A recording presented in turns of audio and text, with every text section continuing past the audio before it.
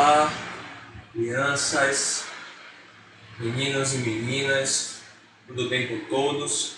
Vocês, meus alunos do 6º ano, muito feliz de estar com vocês de volta nessa aula inaugural do nosso 2º bimestre de artes. Hoje nós iremos aprender um pouco sobre a arte indígena, que é um tipo de arte muito interessante, utilizada pelos nossos nativos daqui do Brasil. Eu trouxe para vocês um apanhado sintetizado, de algumas marcas da arte da produção indígena de algumas tribos brasileiras mais significantes, ok? Espero que vocês gostem, certo? Desse aprendizado e me acompanhe agora. Iremos começar. Arte indígena. Olha só, gente, nós temos que aprender com os nativos. Sabe por quê? Vamos ler o slide. Os povos indígenas sempre valorizaram o corpo. Para eles, o corpo é o suporte predileto para a pintura, um trabalho bastante elaborado e de grande beleza. Nós vamos começar a falar, o assunto introdutório de arte indígena será sobre a pintura corporal, certo? Entretanto, para os indígenas, a pintura corporal ou a confecção de objetos não despertam valores artísticos. Para nós sim, para eles não, isso é normal, certo? Seria indumentária, seria uma forma de sobrevivência que cada tribo, cada etnia, tem. Já que esses povos não têm conceitos e o conhecimento próprios das linguagens de arte que nós temos, certo?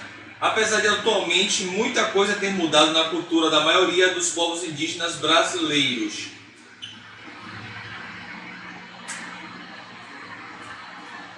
Vamos falar um pouco sobre a pintura corporal. Embora os portugueses dissessem que os índios andavam nus, nada mais estranho para estes essa ideia. Não sentiam necessidade de cobrir o corpo, mas as pinturas corporais funcionavam como um código social. Cada uma delas indicava uma situação específica, como por exemplo, guerra, nascimento de filhos, ritos, lutos, etc. Então, gente, cada pintura que era utilizada pelos índios e ainda hoje apesar de ter modificado muita coisa nas suas culturas por causa da aproximação do homem branco, o homem sociável, certo? Mudou-se muita coisa, mas as pinturas corporais indicavam um luto, uma perda de um ente querido.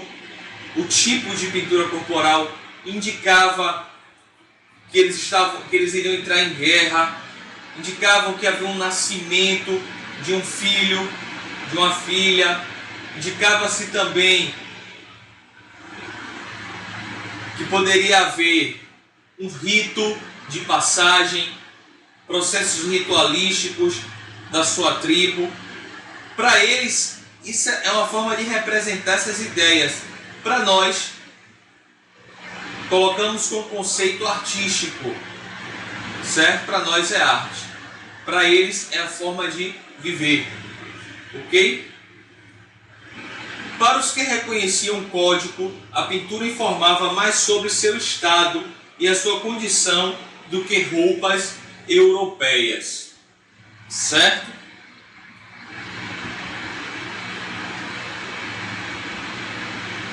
Pintura corporal. Continuando.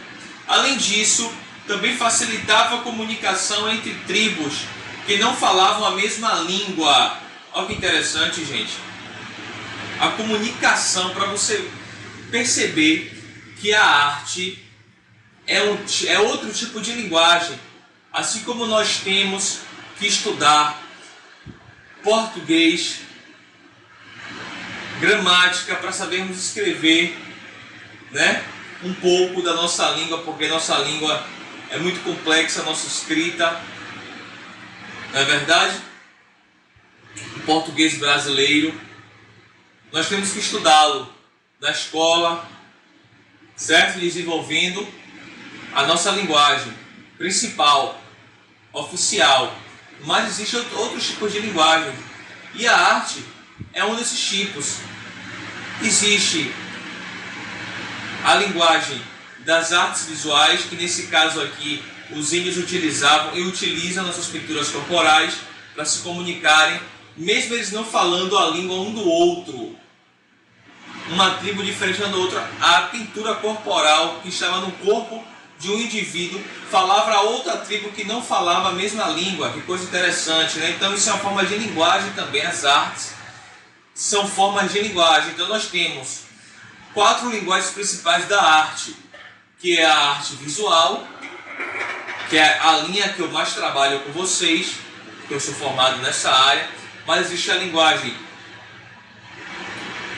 do teatro, existe a linguagem da música, existe a linguagem da dança.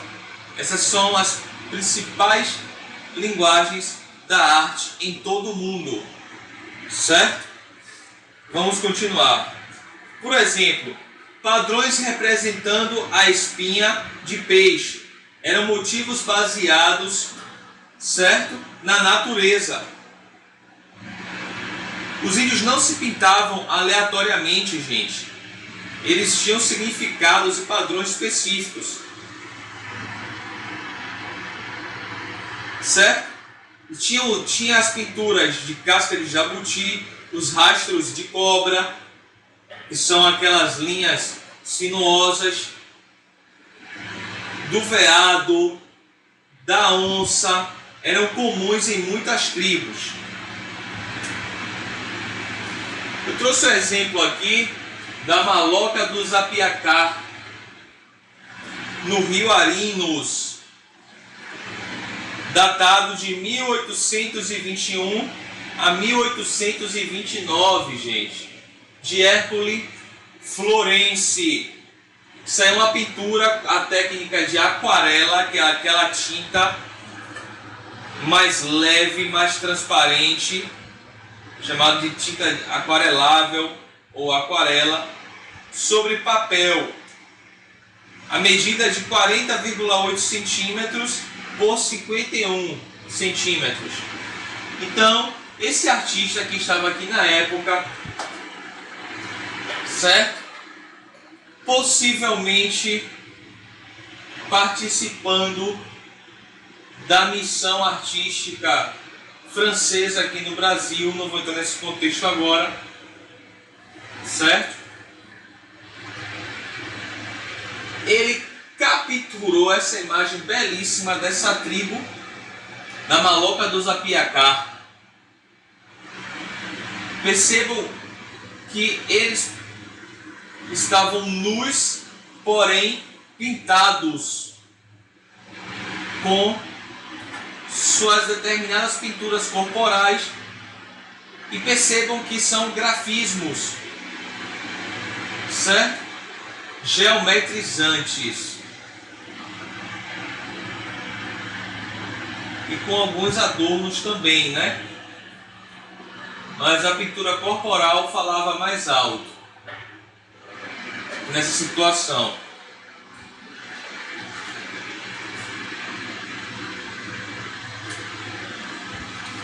Vamos falar um pouco sobre as máscaras. Para os índios, as máscaras têm um caráter duplo. Ao mesmo tempo que são um artefato produzido por um homem comum, são figuras vivas dos seres sobrenaturais que representavam ou que representam. Elas são feitas com troncos de árvores, cabaças e palhas de buriti e são usadas geralmente em danças cerimoniais, como por exemplo, na dança dos Arauanã, entre os Carajá, quando representam heróis que mantêm a ordem do mundo. Então, gente, as máscaras têm essa função. Para nós, são artefatos, são elementos que compõem arte. Para nós, seres ocidentais, civilizados, entendemos como arte. Para eles, é cultura, é uma forma social de sobrevivência, de atuarem, certo, nos seus processos sociais, ritualísticos, significativos, para explanação dos seus mitos, das suas histórias, ok? Cada tribo tem a sua contribuição com relação a isso, certo? Vou dar um exemplo aqui de máscaras para vocês agora, trazendo algumas imagens. Não sei se está dando para se enxergar aqui desse lado, a máscara é em formato de coruja. Deixa eu ver se melhora aqui a imagem. Escurecer um pouco mais. Pronto. Então olha só, lá na sua esquerda, a máscara cerimonial de palha trançada, índios canela. É imensa, gente. Ali embaixo tem a informação da altura, das dimensões. Em vermelho, percebam o seu lado esquerdo, parece a cabeça de uma coruja, certo? 1,70 m é o tamanho dessa máscara. Museu Paraense, Emílio Goel, de Belém. Esse museu, ele é um museu que se encontra aqui no Brasil, é brasileiro, e ele é especializado em artefatos indígenas de tribos que já foram extintas, que não existem mais, de algumas tribos que existem e também de povos primitivos pré-históricos que viveram aqui no Brasil, que eram os antecedentes das tribos indígenas, certo? Atuais. E aqui eu tenho máscaras Bacairi. Tá vendo, gente? São bem decoradas, bem pintadas, com palha, madeira e com grafismos geométricos. Perceberam? Tem 4 exemplos aqui. Muito interessantes por sinal.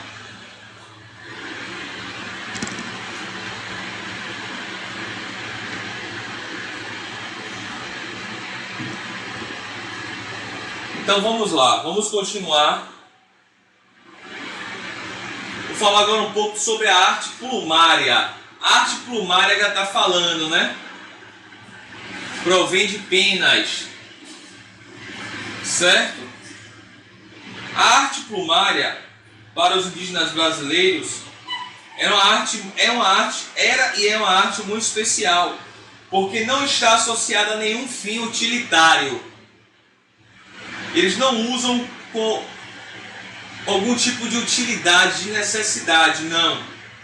Mas apenas a pura busca da beleza. Aí, nesse caso, pode-se afirmar que a arte plumária é uma arte que realmente trata-se de um teor artístico para algumas tribos indígenas, certo? Não há um padrão de utilidade, utilitarismo, uma necessidade de eles usarem, mas eles só usam isso com o intuito de se embelezarem e de demonstrar beleza a outros, certo? Existem 2 grandes estilos na criação das peças de plumas dos índios brasileiros. As tribos dos cerrados fazem trabalhos majestosos e grandes, as tribos dos cerrados, certo? Não sei se vocês já estudaram isso em geografia, mas procurem ver o que significa cerrados, ou tirem essa dúvida, ou pesquisem com o professor de vocês, ou em alguma outra fonte, livros de geografia ou internet. Procure saber o que são os cerrados, certo? Fazem trabalhos majestosos e grandes como os diademas dos índios Bororó ou os adornos do corpo dos Caiapó. Ok? As tribos silvícolas já são aquelas tribos que não são do cerrado, são das florestas fechadas, certo? Como a dos Munduruku e dos Caapó, fazem peças mais delicadas, mais trabalhadas, pormenorizadas, sobre faixas de tecido de algodão. Aqui, a maior preocupação é com o colorido e a combinação dos matizes, das cores matizadas. As penas geralmente são sobrepostas em camadas, uma por cima da outra, formando camadas, como nas asas dos pássaros. Então eles se preocupavam em fazer o tipo de arte dele, plumária. Nessa linha eles observaram as camadas nas asas dos pássaros para fazerem esse tipo de arte. Esse trabalho exige uma cuidadosa execução, não é feito de qualquer forma, certo? Eles trabalham assiduamente e tentam dar o melhor na construção desses artefatos. Vou dar alguns exemplos para vocês aqui, certo? Eu tenho aqui 2 exemplos de arte plumária, por sinal muito bonitos, ok? Eu tenho aqui um diadema de arco irradiante como viseira, índios Bororó, muito bonito, não é verdade? Isso aqui é magnífico. Cocar carajá, todo em penas de aves. E aqui são penas naturais, viu, gente? Essa pena aqui é de uma ave mesmo azul, certo? Aqui embaixo parecem flores, né? A ideia é que sejam flores. Eles observavam as coisas da natureza para fazer a sua obra. A arte criada por um ser superior, certo? Que já tem um teor estético de beleza surpreendente. Era através disso que eles se baseavam para fazer a sua arte plumária, entre outros tipos de artefatos. Só que aqui são flores, porém flores feitas de plumas, penas de aves.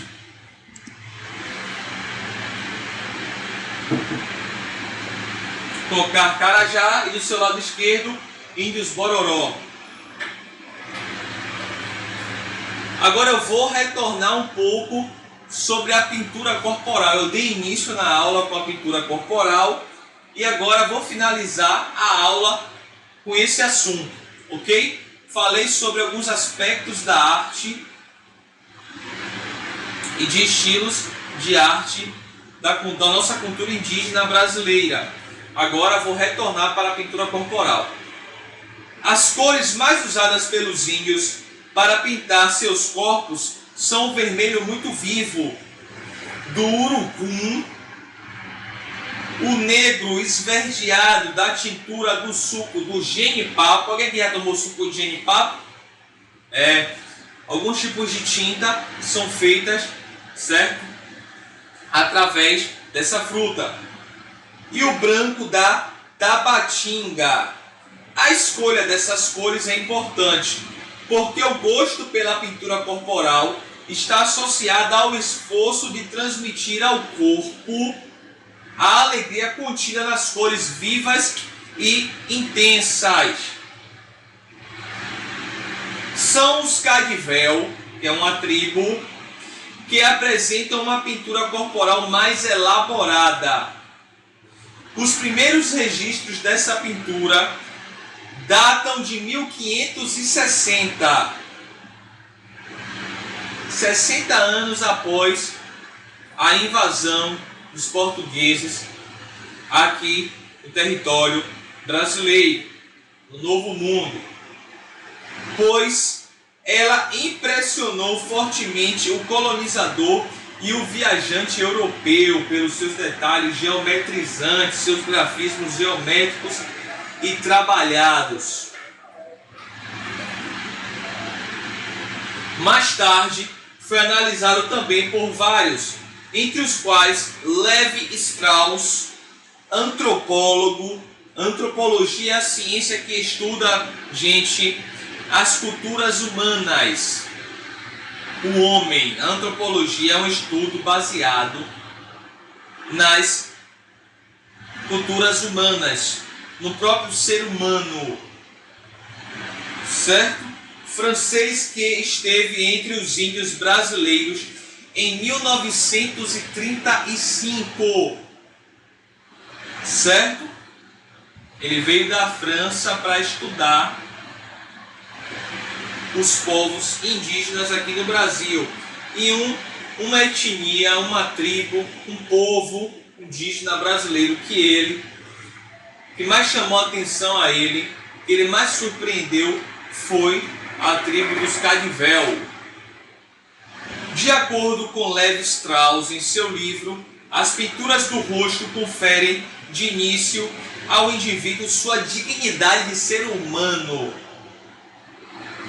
Elas operam a passagem da natureza, a cultura do animal estúpido, ao homem civilizado. Em seguida, diferentes quanto ao estilo é a composição segundo as castas, os tipos de posições dentro da tribo Cadivel. Os mais nobres são aqueles da casta mais elevada, né? Os de classe média são aqueles indivíduos medianos da tribo. Os mais pobres, né, são aqueles que não têm muitas condições. Então, a pintura corporal indicava a classe, as castas que eles faziam parte na sua tribo, certo? Elas exprimem numa sociedade complexa a hierarquia do status. Elas possuem uma função sociológica. Continuando, os desenhos Cadivel são geométricos. A geometria, gente, ela é muito importante para nós seres humanos. Parece que nós já fomos criados com um teor de conhecimento geométrico em nossos genes. Porque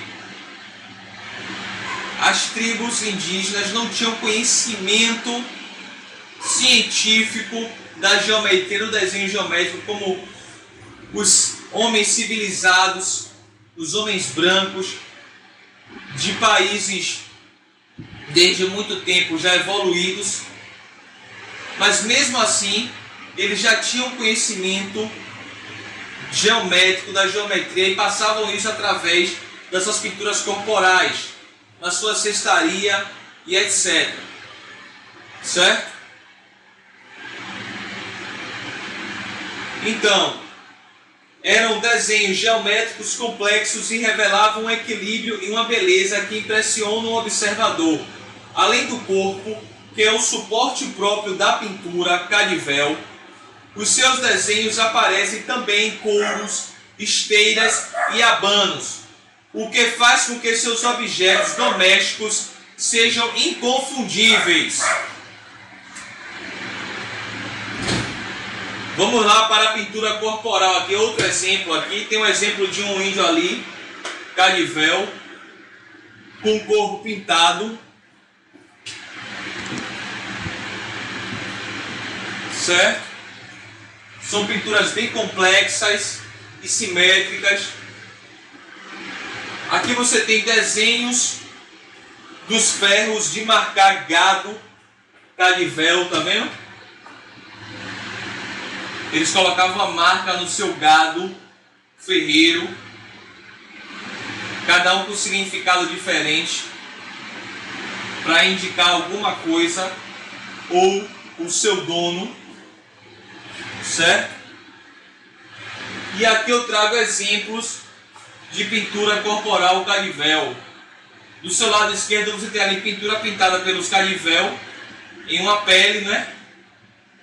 Supostamente parece ser uma pele de algum animal.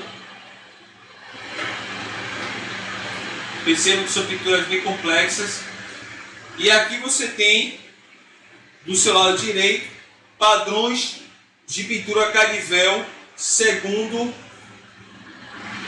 J.H. Frick, de 1943. Ele foi pesquisar a tribo, alguns indivíduos, ele fez a representação através de desenhos e representou as suas pinturas na mão, ele já na mão e no rosto. Ok? Então é isso, gente. Nossa aula finaliza por aqui. Certo? Espero que vocês tenham gostado da ministração desta aula, tenham enriquecido o conhecimento de vocês com mais um assunto pertinente às artes visuais. Até a próxima. Um beijo no coração. Fique com Deus.